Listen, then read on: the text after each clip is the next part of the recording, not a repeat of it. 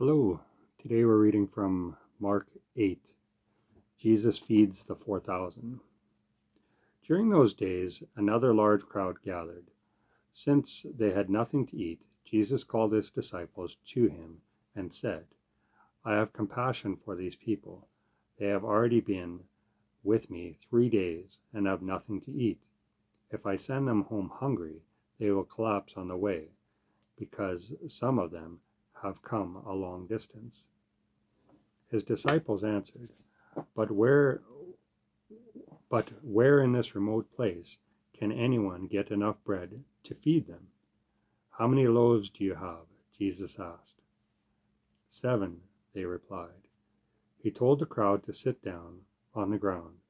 When he had taken the 7 loaves and given thanks, he broke them and gave them to his disciples and set before the people.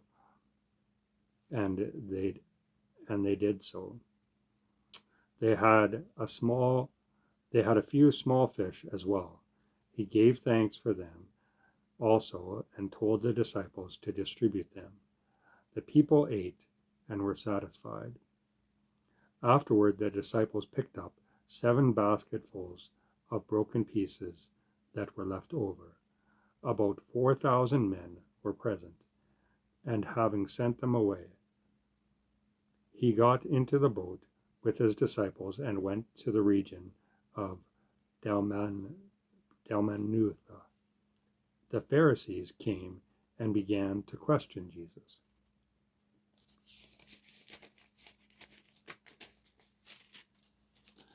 To test him, they asked him for a sign from heaven.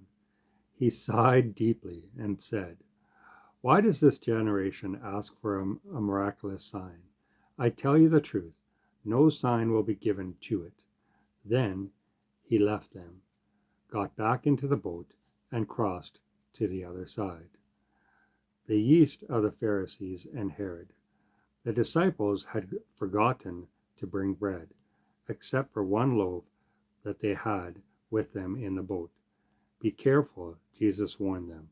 Watch out for the yeast of the Pharisees and that of Herod.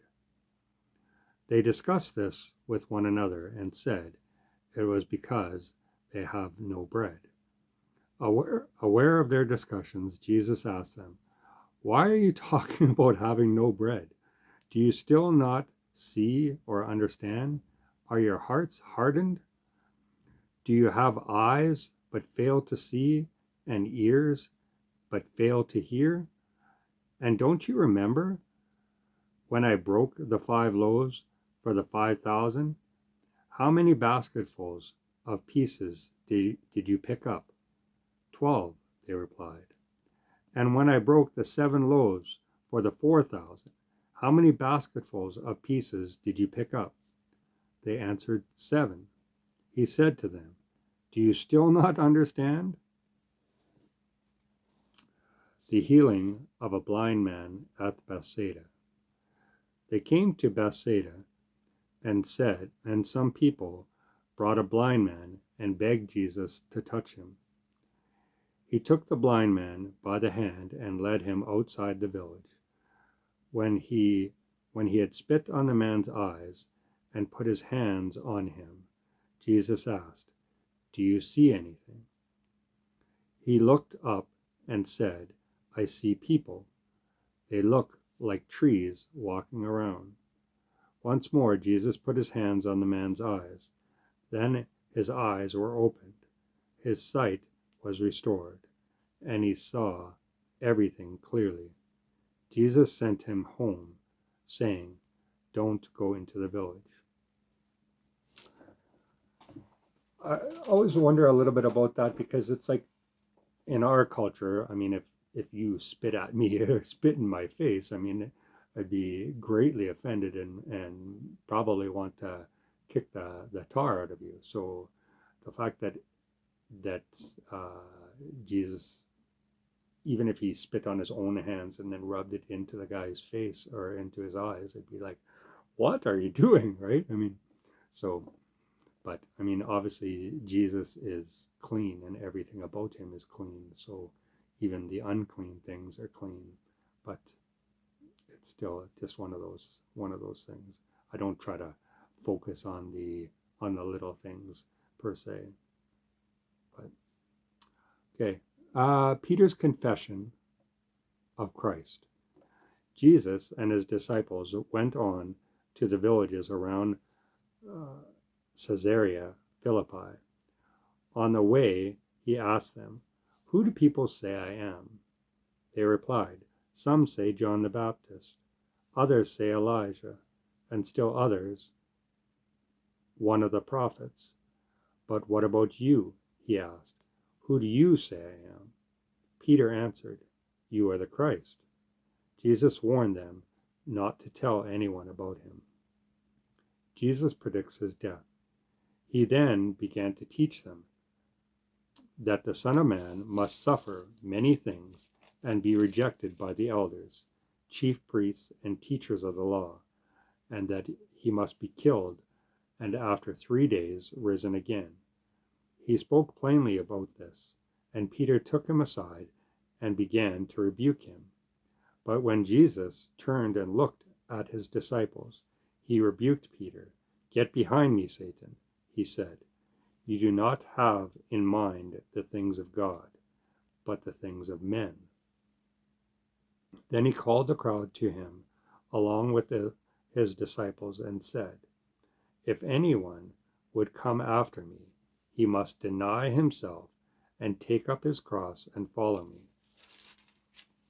For whoever wants to save his life will lose it, but whoever loses his life for me and for the gospel will save it. What good is it for a man to gain the whole world, yet forfeit his soul? Or what can a man give in exchange for his soul? If anyone is ashamed of me and my words in this adulterous and sinful generation, the Son of Man will be ashamed of him when he comes in his Father's glory with the holy angels." So that part always speaks to me when it says that whoever wants to save his life will lose it, but whoever loses his life for me, for the gospel, will save it. For what good is it for a man to gain the whole world, yet forfeit his soul? So if we live our life and we only focus on this 100 years that we might possibly live on earth, we're focusing on, it was shown to me like a long rope and like this little red part, and then the whole rest is white, right? A long, like say 100-foot rope, right? We focus on that 100 years as if it's all we know, all we care about, all that's important, not realizing that there's much more of the rope beyond what we can see. And so we only focus on the red part when we should really be focusing on the white part, which is our time in heaven, right? So it's like all your decisions should be primarily based on where do you want to end up after this life. So every lie that we tell, every deceitful thing that we do, everything that we do that is unclean, is affecting our potential to go to heaven and to live that life.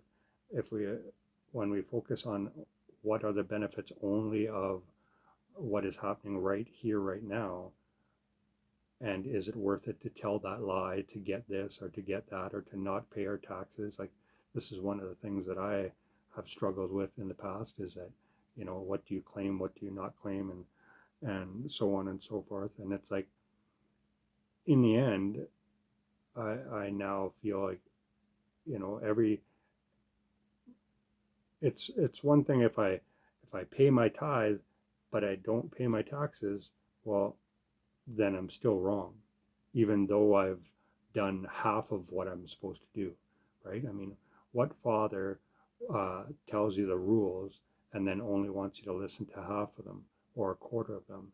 If I'm the father and I've told you these are the 10 rules, I don't want you to just follow half of them or three-quarters of them or nine of them. I expect you to follow all of them, right? And they're all there for a reason.